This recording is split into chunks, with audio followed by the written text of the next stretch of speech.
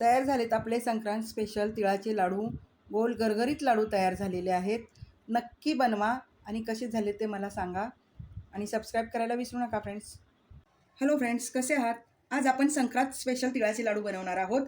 तर तिळाचे लाडू बनवण्यासाठी लागणारं साहित्य, इकडे अर्धा किलो मी तीळ घेतलेले आहेत, पाव किलो शेंगदाणे घेतलेले आहेत आणि अर्धा किलो गूळ आहे. आणखीन आपल्याला तूप लागणार आहे. सगळ्यात पहिल्यांदा आपण ते तीळ आणि शेंगदाणे भाजून घेऊया आणि गूळ चिरून घेऊया. सगळ्यात पहिल्यांदा आपण शेंगदाणे भाजून घेऊया. जाड बुडाची कढई घ्या किंवा नॉनस्टिक कढई घ्या आणि खरपूस शेंगदाणे भाजायचे न करपवता. सारखं हलवत राहून आपण शेंगदाणे खरपूस भाजून घेऊया. शेंगदाणे भाजून झालेत, मी खाली काढून घेते. गॅस बारीक करून त्याच्यावरती आपण पाव किलो तीळ भाजून घेऊया. मी अर्धा किलोचे नाही बनवणार आहे, पाव किलोचे निम्मे घेणार आहे.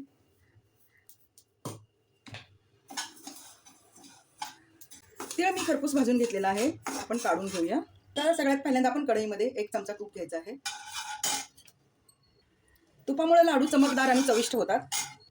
आता घालूया गूळ. हा गूळ चिकीचा गूळ आहे, दुकानात स्पेशल चिकीचा गूळ मिळतो, तर तो घ्यायचा. गूळ वितळवण्यासाठी ना आपण अर्धा कप पाणी घालूया. चिकीचा गूळ आहे ना, त्यामुळे वितळायला थोडंसं कठीण जातं आणि खाली करपलं जातं, म्हणून आपण तूप घातलेलं आहे, थोडंसं पाणी. आता आपण त्याचा पाक करून घेऊया. तीळ आणि गूळ दोन्हीही उष्ण पदार्थ आहेत आणि थंडीच्या दिवसात त्याचे वेगवेगळे पदार्थ करून खाल्ले जातात. आणि आपला संक्रांत हा पारंपरिक सण आहे, तर त्या दिवशी तीळ गुळाचे लाडू, चिकी किंवा तिळगुळाचे पदार्थ वाटण्याची प्रथा आहे. इकडे मी मिश्रण खाली उतरून घेतलेलं आहे आणि आपण हे हलवून थोडंसं गार करूया. ते थंड झाल्याशिवाय वळता येणार नाही, नाहीतर हाताला चटके बसतील.